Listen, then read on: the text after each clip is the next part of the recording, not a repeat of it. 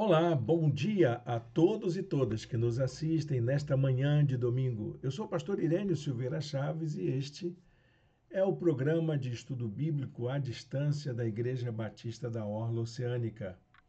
É um prazer poder participar com você desse empreendimento de estudarmos juntos a palavra de Deus. Para nós é um grande desafio, mas também um grande privilégio a gente poder fazer isso, servir ao Senhor nessa área e compartilhar esse aprendizado que a gente vai construindo ao longo da nossa jornada cristã. Nós estamos hoje encerrando uma série de 22 lições, com essa de hoje, sobre o livro de Atos dos Apóstolos. Uma grande jornada que fizemos durante cerca de 6 meses estudando a Bíblia juntos. Que alegria a gente poder fazer isso. Se você perdeu alguma aula anterior, não tem problema, elas todas estão gravadas na playlist de nosso canal. Você pode acessar e verificar as aulas que você perdeu ou rever as aulas todas, porque elas estão ali para abençoar a vida de todos vocês.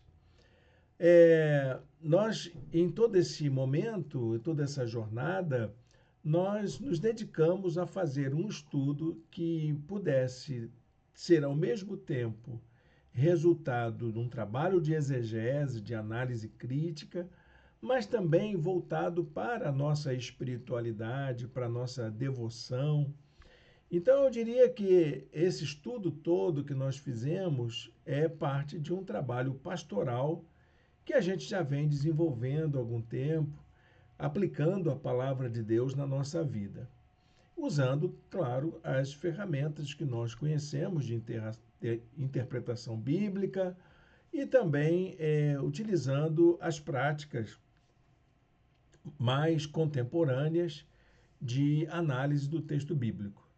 Então, eu espero que isso esteja servindo para você, porque o trabalho não vai parar, a gente vai continuar com outros estudos e convido você a sermos nossos acompanhadores nessa jornada de estudo da Palavra de Deus. Sem mais demora, eu vou colocar aqui a nossa apresentação da aula de hoje. É a nossa última aula, a 22ª aula, e ela servirá para nosso crescimento pessoal, como foram todas as outras. Então está aí Atos dos Apóstolos, estudo nos Atos dos Apóstolos, o povo do caminho, o povo do caminho. Esse estudo já vem nos acompanhando há algum tempo, você já sabe disso. Começamos em janeiro e começamos em meado de janeiro, né? E estamos terminando agora com esse último domingo do mês de junho de 2025. E esse estudo ficará aí para outras pessoas que quiserem acompanhar. Se você está assistindo esta aula ao vivo, você pode participar do chat, colocando aí seus comentários, sua saudação, dizendo de onde você é. Mas se você está assistindo em outro horário, fora do horário de transmissão, você também pode se identificar nos comentários e fazer suas perguntas, tirar suas dúvidas. Nós estaremos prontos a atender às demandas que surgirem. Muito bem, gente.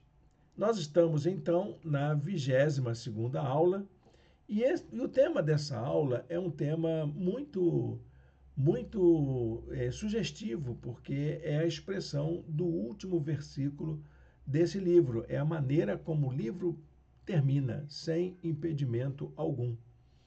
Essa compreensão, ela surgiu de um trabalho de um estudioso do Novo Testamento chamado Frank Stagg, um professor do seminário de Fort Worth, Texas, que escreveu um dos comentários mais fabulosos que eu já li sobre o livro de Atos. Esse livro está esgotado, ele foi publicado pela antiga editora Juerp, muitos anos atrás, não foi reeditado em português, mas é um dos trabalhos mais extraordinários que eu já li sobre o livro de Atos dos Apóstolos. E Frank Stagg, ele entendia que a última frase do livro de Atos servia como chave hermenêutica de interpretação de todo o livro de Atos. Então, nós vamos terminar por onde Frank Stagg achava que deveria ser o começo, que é exatamente essa descoberta de que nada, em absoluto, não serviu de empecilho para a expansão do Evangelho, nem na época de Atos, nem até os dias atuais. Nada, nada em absoluto impede o crescimento do Evangelho. Embora os cristãos sofram de perseguição, sofram até mesmo de alguns casos, né, de heresia, de desvio de conduta, tanta coisa ruim que tem em nome do Evangelho, né? Mas o Evangelho puro e vivo, a expansão do reino de Deus no mundo, nada pode impedir isso, nada pode impedir o crescimento da palavra de Deus no mundo. Para a gente pensar nisso, eu coloquei aqui um versículo, que é o verso 31, que é exatamente esse texto que encerra o capítulo, né, o livro, pregando o reino de Deus, ensinando com toda a liberdade as coisas pertencentes ao Senhor Jesus Cristo, sem impedimento algum. Era o que Paulo estava fazendo naquele momento, era o que a igreja continuava fazendo em todas as partes. Ali, Lucas estava falando o que Paulo estava fazendo em Roma. Estava preso, estava respondendo por um processo, mas isso não era justificativa para que o evangelho estagnasse. O que pode impedir o crescimento do evangelho na sua casa, na sua vida, na sua cidade, no seu bairro, na sua igreja? O que pode impedir? Bom, eu diria que nada, a não ser você mesmo, a não ser a sua própria timidez, a sua própria, seu próprio egoísmo, a sua própria maneira de lidar com o evangelho. A falta do testemunho é o maior impedimento. E mesmo assim, nada conseguiu segurar, mesmo com os maus exemplos, os maus testemunhos, nada conseguiu impedir o crescimento do evangelho no mundo até os dias atuais. Hoje o nosso estudo, então, vai se basear no capítulo 28, versos de 11 a 31. Esse é o nosso texto base. Então, se você quiser acompanhar na sua Bíblia, você pode, abra sua Bíblia em Atos capítulo 28, que é o capítulo final, ou então você pode acompanhar através da própria apostila, que está disponibilizada gratuitamente em nosso blog, tanto no blog pessoal quanto no blog da igreja. Dá uma olhadinha aqui embaixo nos endereços dos links dos blogs, procura lá a página de estudos bíblicos e você vai encontrar esse estudo de Atos dos Apóstolos, estudos em Atos dos Apóstolos, o povo do caminho. Sem mais demora, vamos começar a explorar o texto. O texto é muito rico, porque vai falar sobre a permanência, a maneira como Paulo chegou a Roma.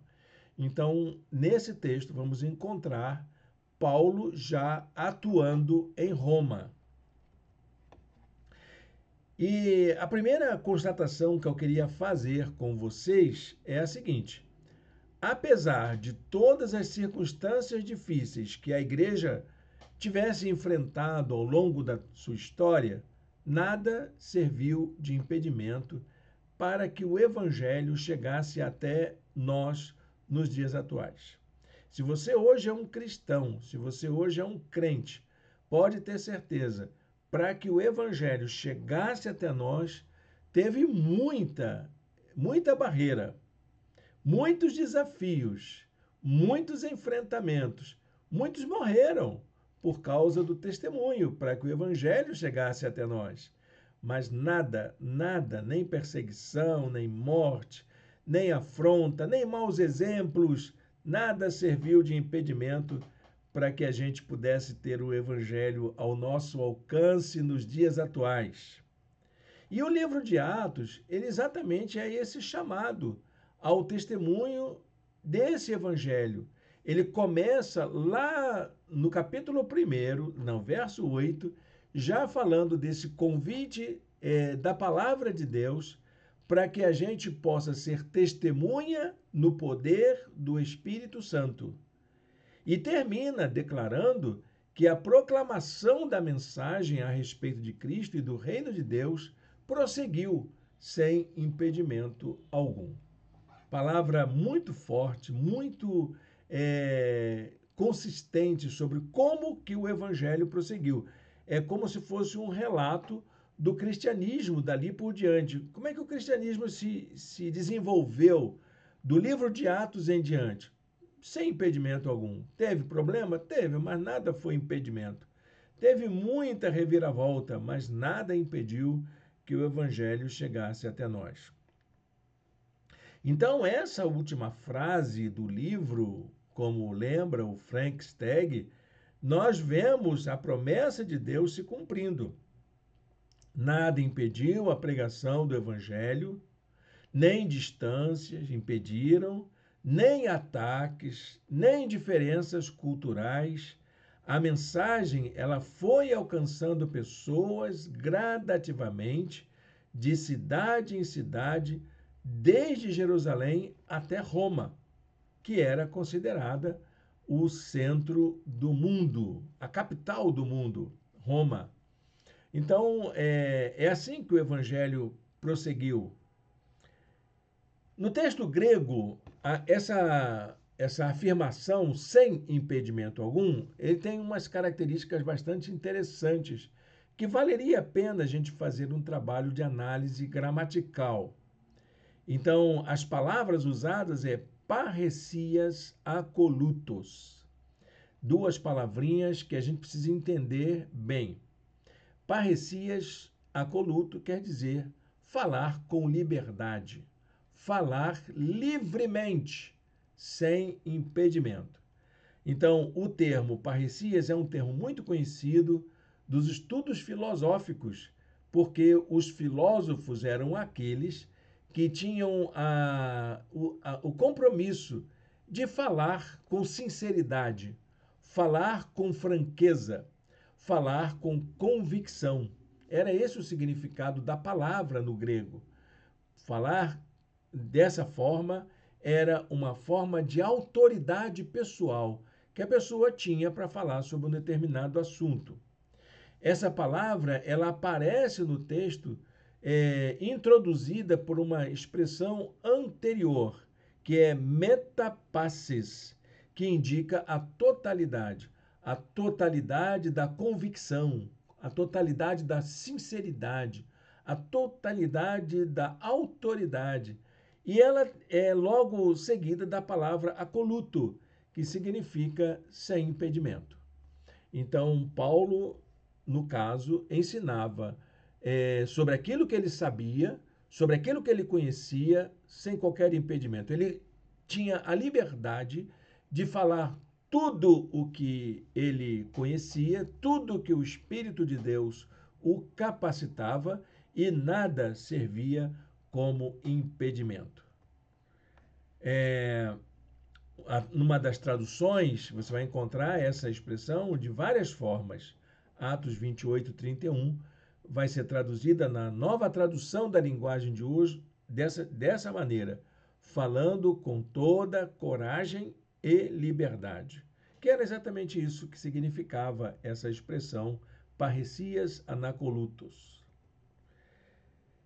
Há uma outra versão, que é da NVT, que também são versões atuais, sem restrição alguma. Também aí foi sintético demais, não é? Mas a ideia é essa mesmo.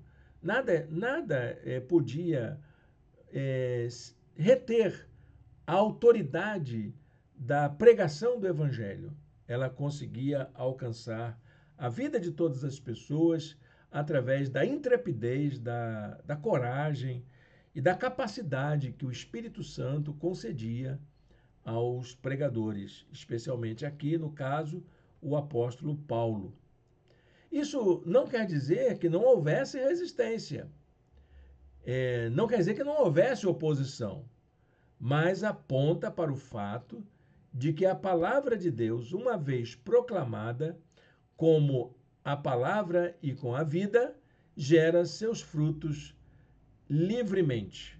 Ou seja, quando você prega o evangelho de maneira que você vive, você vivencia e tem certeza daquilo que está falando, que acredita naquilo que você fala, que transforma aquilo em práticas de vida, isso pode ter certeza que vai fazer sentido e vai produzir frutos na vida de outras pessoas. Essa que era a condição. Paulo não era um repetidor de ideias. Ele falava daquilo que ele acreditava, daquilo que ele confiava, daquilo que gerava vida na vida dele. E interessante é que Paulo estava preso. Paulo estava ali em prisão domiciliar. Segundo alguns estudiosos do direito romano, era uma forma de aprisionamento cautelar. Ele estava ali preso não preventivamente, mas como uma cautela, como algo que pudesse garantir que ele estaria ali até chegar o julgamento. Podia ficar em residência domiciliar, claro, ele podia responder, não livremente, mas ele estava ali retido, preso, detido, né? Mas domiciliarmente. E a residência dele, era ele que pagava. Ele que pagava o seu aluguel, arcando com seus próprios recursos quando ele estava ali na casa onde ele estava, para responder o processo. Era o que ele quis, ele pediu, e ele estava numa situação melhor, porque se ele ficasse lá em Jerusalém sem requerer esse direito, ele já teria morrido há muito tempo. E ali ele estava ganhando espaço, ganhando tempo para poder servir mais ao Senhor. E ele tinha que pagar, então, pela sua moradia, pela sua estada. Não tinha nada desse negócio de ajuda do Estado para que ele pudesse viver. Ele estava sob custódia domiciliar, mas ele que arcava com as suas despesas. Então, quando diz Lucas exatamente isso, quando chegamos a Roma, Paulo recebeu permissão para morar por conta própria sob a custódia de um soldado. Então ele estava ali sob guarda, né? Ele estava ali sob custódia, vigiado.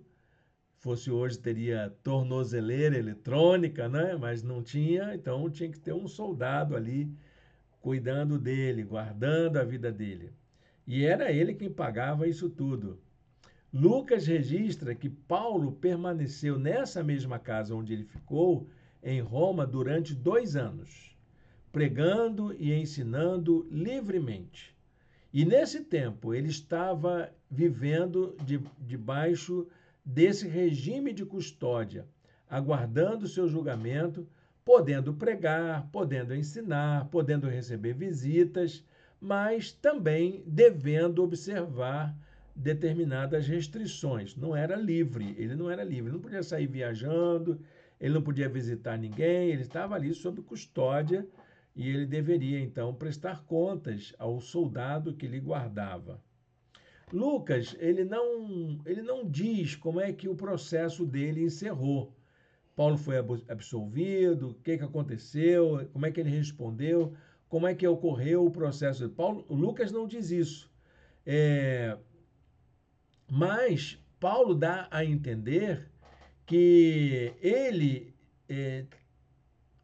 teve um tempo de liberdade, mas que enfrentou muitas dificuldades naquele tempo em que ele estava preso.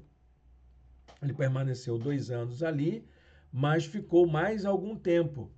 E isso dava a ideia de que ele estava enfrentando, inclusive, a solidão, inclusive o abandono de muitos companheiros de viagem dele. Na segunda carta a Timóteo, ele dá a entender essa deixa. Só Lucas está comigo. É o que ele é uma palavra de reclamação, de lamento, sim, provavelmente. Ele está registrando um fato. Estou aqui sozinho. Só tenho a companhia de Lucas.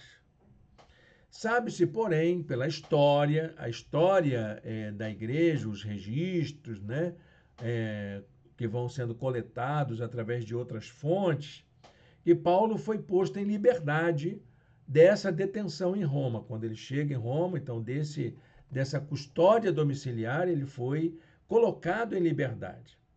E então ele deixa isso claro quando ele escreve ao próprio Timóteo, na mesma segunda carta, que ele diz que tem uma certa liberdade, estou eu aqui nas minhas cadeias e tal, mas ele está ali tendo essa condição de fazer algo com maior liberdade. Talvez Paulo tenha chegado em Roma por volta do ano 61. E aí, no ano 67, aconteceu aquele probleminha lá em Roma, do incêndio de Roma, e o Nero colocou a culpa nos cristãos, e entre os mortos estava os martirizados por Nero, estava o apóstolo Paulo. Ok, gente? Então, nesse espaço de 6 anos, Paulo teve a liberdade de pregar, mas não muito, né? Porque ele acabou sendo condenado, aliás, martirizado por ser cristão. Não tinha nada que ele tivesse feito de errado. Foi o Império Romano quem o mandou matar como um mártir.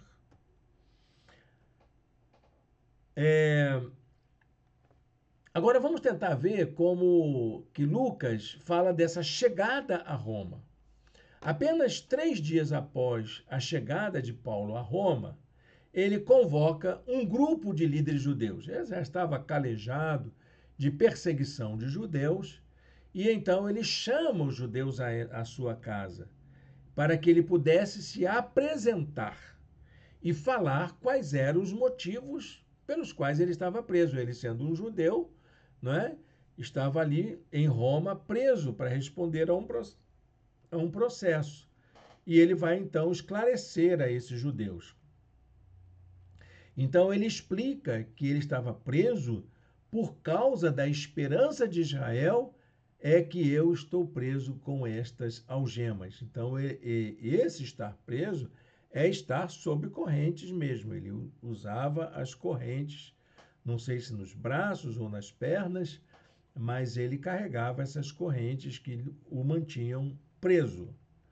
Nesse momento, então, do registro de Lucas, fica claro que os judeus de Roma desconheciam todos os fatos relacionados à prisão de Paulo. Quer dizer, as notícias ainda não tinham chegado a Roma, apesar do tempo que a viagem levou. E eles tinham pouca informação também a respeito da fé cristã, porque eles não sabiam o que era. Talvez até em Roma já houvesse um grupo de cristãos. E esses judeus chamavam esse grupo ou esse movimento de seita, porque eles ainda entendiam que era uma seita. E aí, então, eles foram à casa de Paulo, ouviram o seu relato e quiseram conhecer um pouco mais, marcaram outro dia e vieram, então, em grande número para ouvir os ensinos do apóstolo Paulo.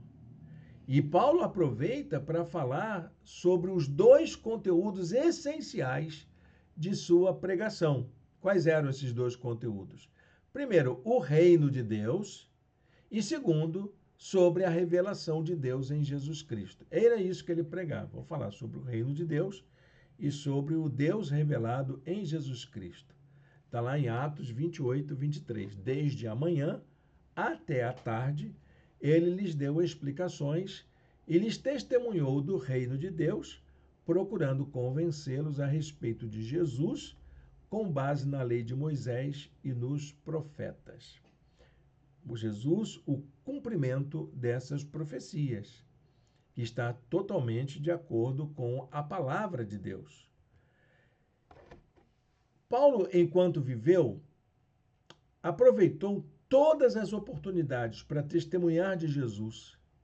E sempre fez isso com muita convicção de que a mensagem de salvação, ela é universal. Ela é para todas as pessoas, sem distinção alguma. Onde estivessem, em qualquer circunstância, a mensagem do Evangelho é para a salvação de todos e todas. Diz lá Paulo a Timóteo naquele trecho, onde ele fala sobre o exercício da sua pregação. Mas o Senhor permaneceu ao meu lado e me deu forças para que por mim a mensagem fosse plenamente proclamada e todos os gentios a ouvissem. Era esse o legado que Paulo havia deixado desde que entregou sua vida a Jesus e encaminhou a sua vida para o ministério apostólico. Durante esse período que ele viveu em Roma, Paulo dá uma guinada no seu ministério, ele muda a face do seu ministério. Antes ele era um missionário ativo e agora ele passa a ser um teólogo de grande produção teológica. Então, durante o seu período em Roma, Paulo iniciou uma nova fase em seu ministério, não mais como um missionário engajado na expansão da fé no mundo, mas como um teólogo dedicado ao cuidado e fortalecimento da fé dos cristãos através de suas cartas. Então, ele aproveita aquele momento para escrever. Há várias cartas da prisão, como carta aos Efésios, carta aos Tessalonicenses, Colossenses. Várias cartas foram escritas durante a prisão para essas igrejas que ele entendia que precisava de aconselhamento, de orientação. E é desse período em que a maioria das cartas paulinas surgem como palavras de encorajamento para os crentes, nessa nova fase do ministério dele. O maior impedimento, então, para que o evangelho seja proclamado, meus irmãos, minhas irmãs, não é os problemas que vêm de fora, não são. Não são essas circunstâncias difíceis que vêm de fora. Não é a oposição que o evangelho enfrenta. Muita gente preocupada com as oposições que o cristianismo enfrenta nos dias atuais. Não, elas sempre existiram. O evangelho sempre foi visto como algo ruim, rejeitado por muitos, acolhido por tantos outros.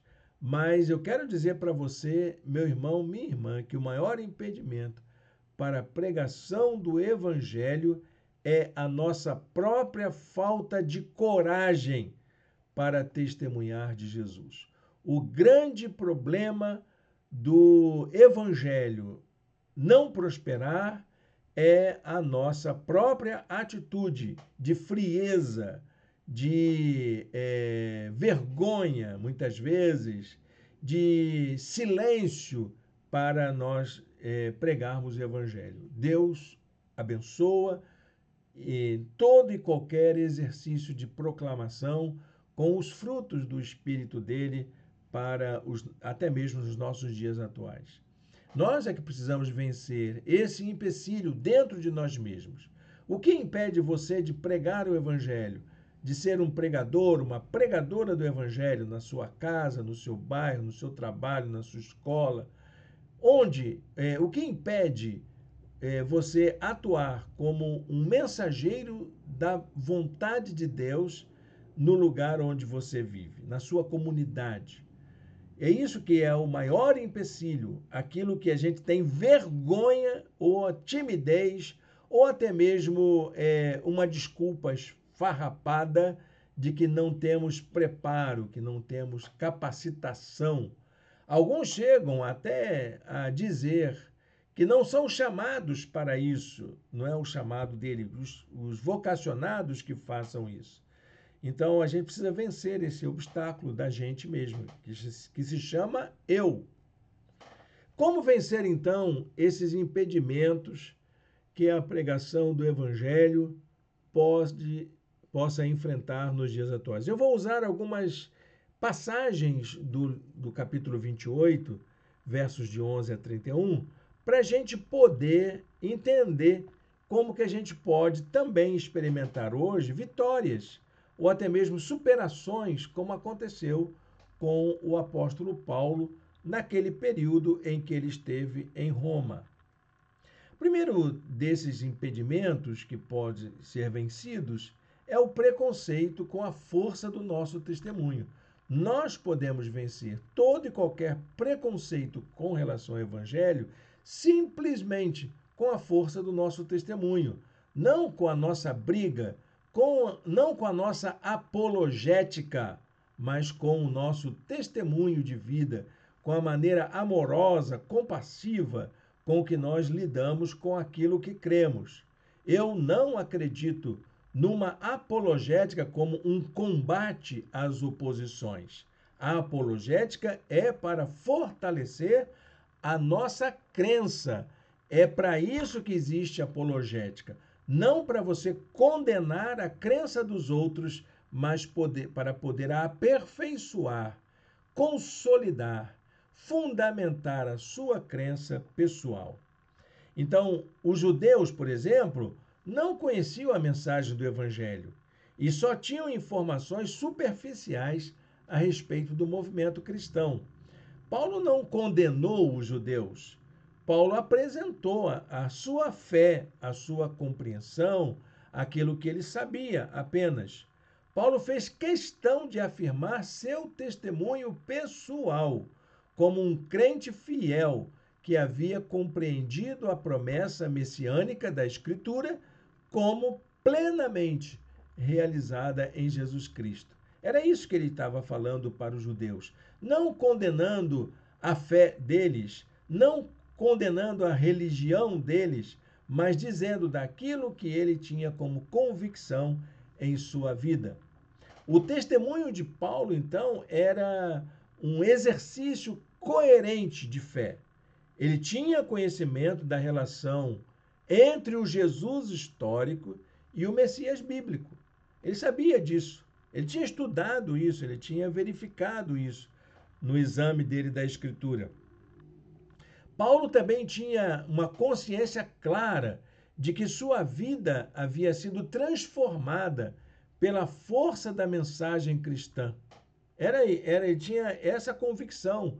E ele dizia muitas vezes: eu que era perseguidor, passei a ser perseguido por causa do Evangelho. E uma outra coisa importante, Paulo vivia em função da sua fé. No começo da carta aos Romanos, ele lembra isso. O justo viverá pela fé. E ele fala isso também aos Gálatas: e vivo não mais eu, mas Cristo vive em mim. E a vida que agora vivo na carne, vivo pela fé naquele que me amou e se entregou por mim. Gálatas 2:20.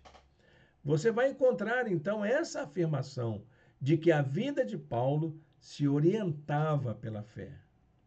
E Lucas diz assim: todavia, queremos ouvir de sua parte o que você pensa. Os judeus não queriam uma doutrina organizada, didaticamente formada, uma teologia. Eles não queriam ouvir isso. Eles: eu quero ouvir da sua parte o que você pensa, pois sabemos que por todo lugar há gente falando contra esta seita. Era o que eles sabiam. Assim, peraí, tudo bem, as informações que a gente recebe aqui são desencontradas, cada um falando uma coisa e todo mundo falando mal. E aí, o que você fala disso? Você concorda com essas críticas?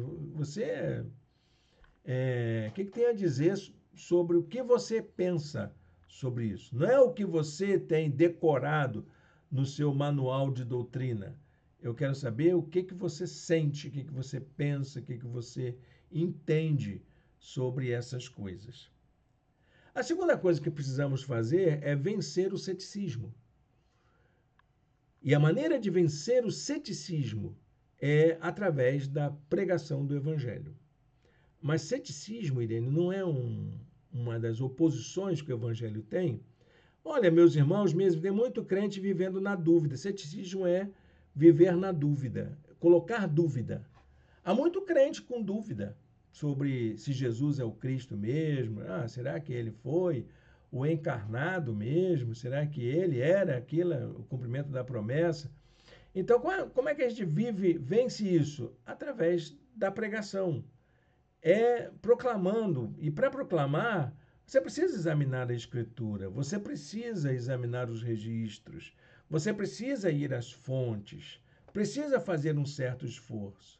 Não é fácil, não, e se você não for a essas fontes, você vai continuar com dúvida mesmo. Os judeus, eles estavam presos em suas tradições. Por isso, tinham dificuldade de compreender o ensino que vem do Evangelho. Estavam lá nos seus costumes, não queriam abrir mão disso.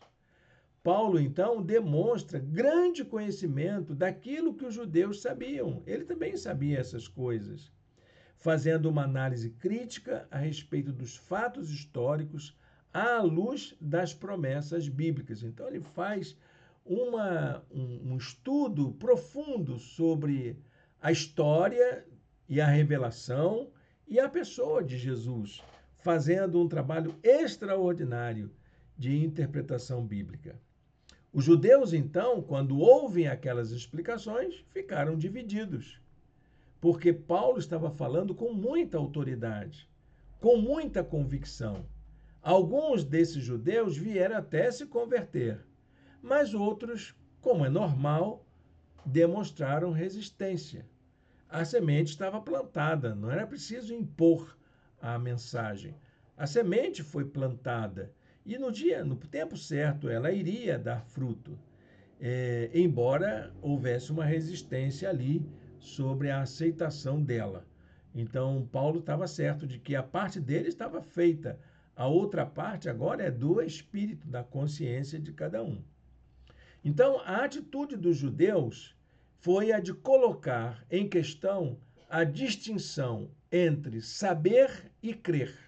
Era isso que eles queriam estabelecer. Entre entender e aceitar. Entre ter consciência dos fatos e desenvolver a confiança na palavra divina. O que eu tenho que fazer? Eu tenho que acreditar como se isso fosse uma ciência, um postulado, uma máxima científica verdadeira? Ou será que eu tenho que desenvolver um modo de pensar novo a respeito da revelação de Deus? Essa era a dúvida, eles estavam divididos quanto a isso. Lucas registra assim, Atos 28, 27.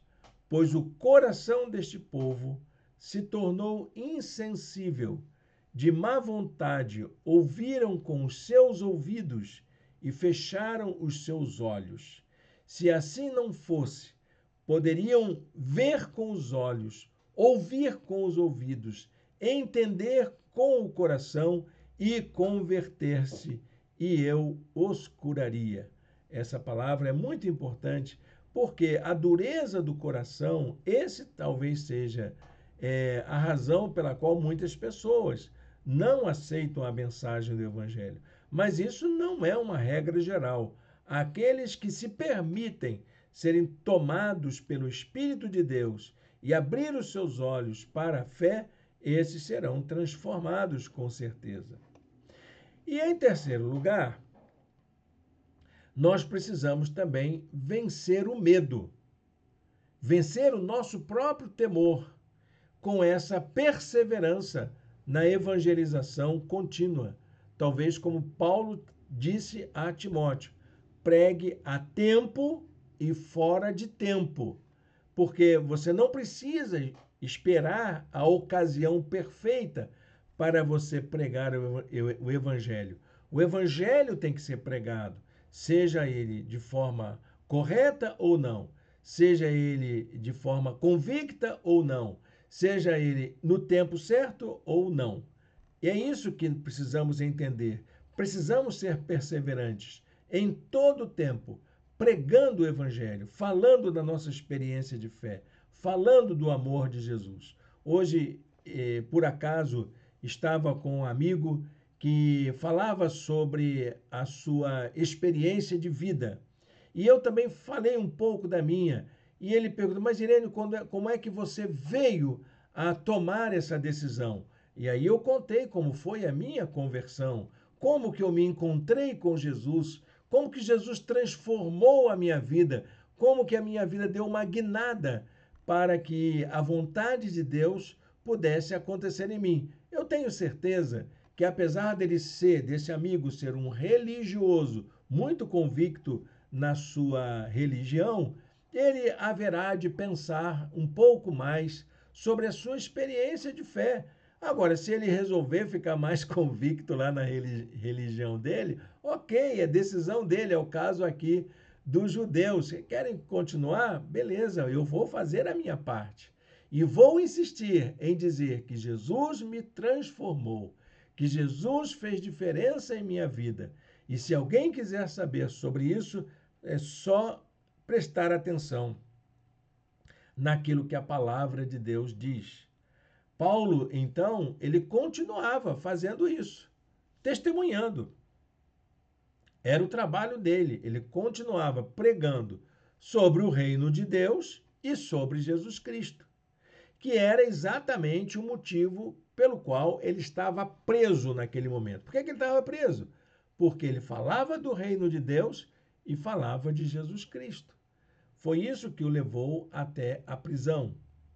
A pregação do evangelho rompe com as estruturas que provocam toda forma de opressão, que promove a libertação de todo que acolhe a mensagem de fé.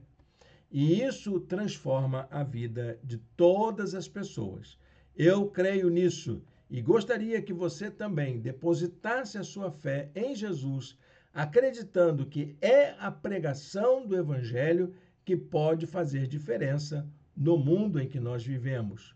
Lucas registra que Paulo pregava sobre o reino de Deus e ensinava sobre a mensagem e vida de Jesus. Pregar e ensinar eram as ações básicas da evangelização do apóstolo. A mensagem do evangelho é a boa notícia para quem tem sede de justiça, de paz e de alegria, porque é isso que é o reino de Deus. Lucas diz no verso 31, encerrando essa sequência, pregava o reino de Deus e ensinava a respeito do Senhor Jesus Cristo abertamente e sem impedimento algum. Muito bem, gente. Queria deixar aqui um comentário para servir como aplicação dessa lição na nossa vida. Eu acho essa lição uma das mais preciosas de todo o livro de Atos.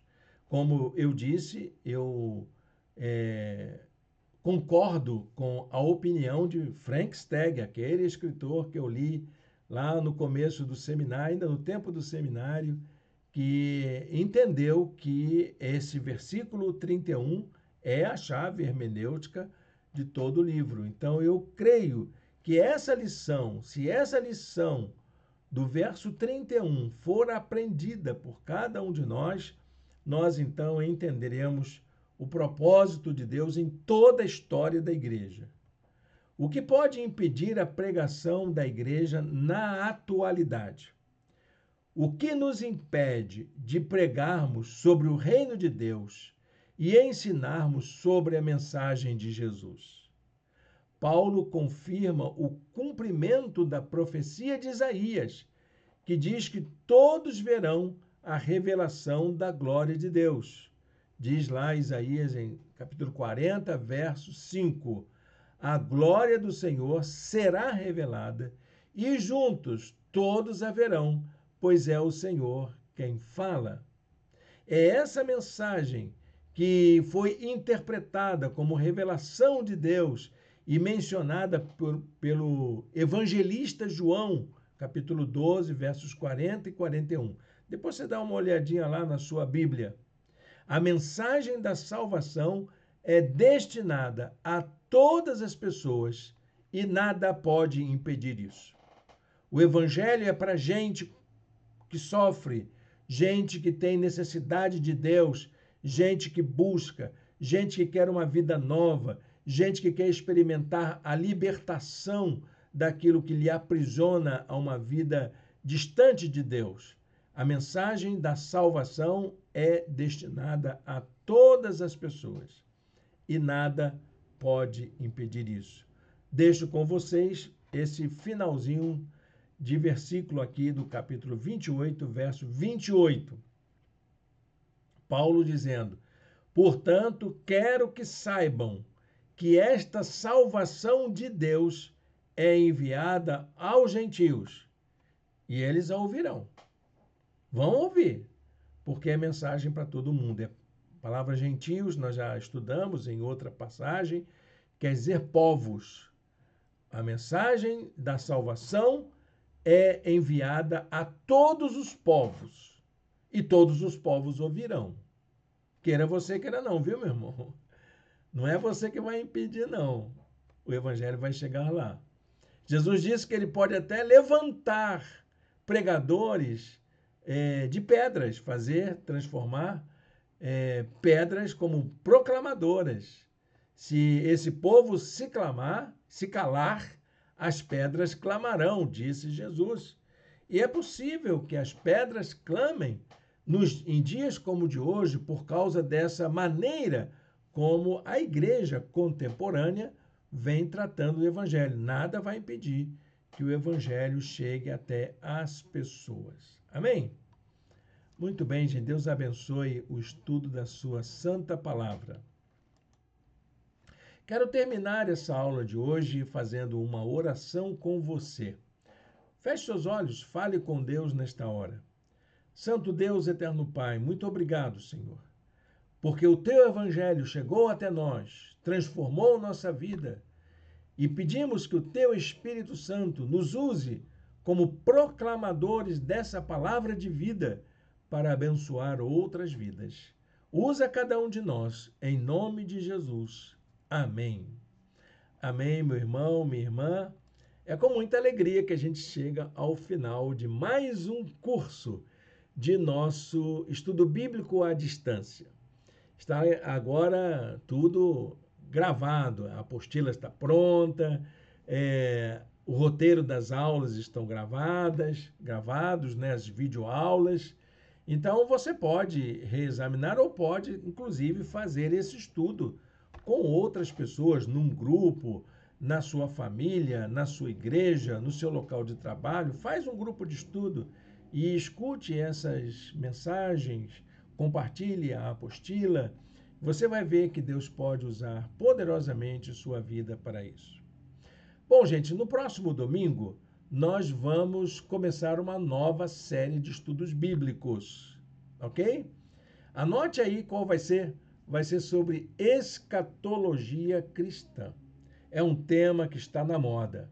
Muita gente falando sobre os sinais dos fins dos tempos, principalmente quando se levanta uma guerra no Oriente.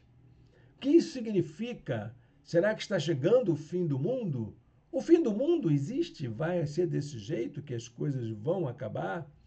Esses sinais de guerras e tremores vão ser realmente os sinais dos fins dos tempos? Será que essa quantidade aí de vulcões, terremotos, maremotos, será que isso vai evidenciar que o tempo está no fim? Bom, gente, é bem verdade que cada vez que a vida avança, né, fica mais próximo o tempo do fim que Jesus anunciou.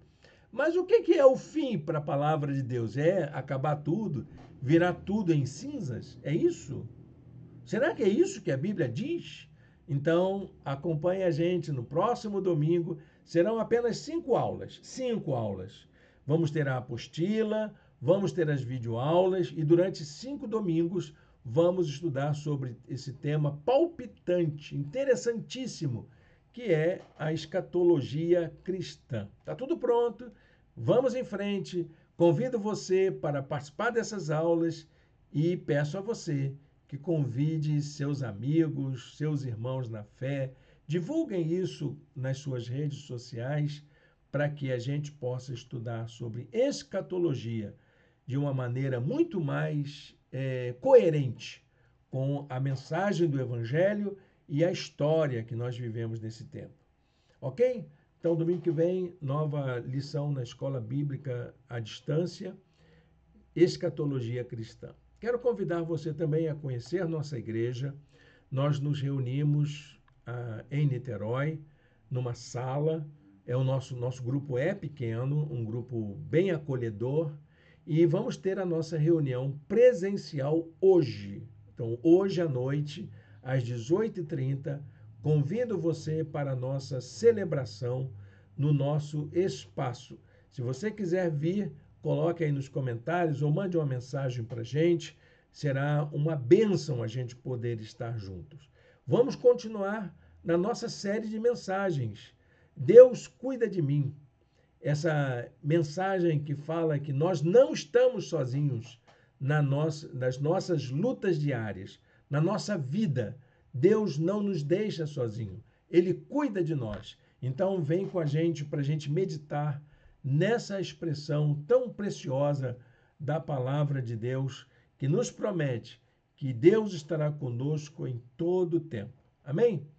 Deus abençoe, um bom domingo na presença do Senhor. E se você vier conosco logo mais, até logo mais, com a graça do nosso Deus.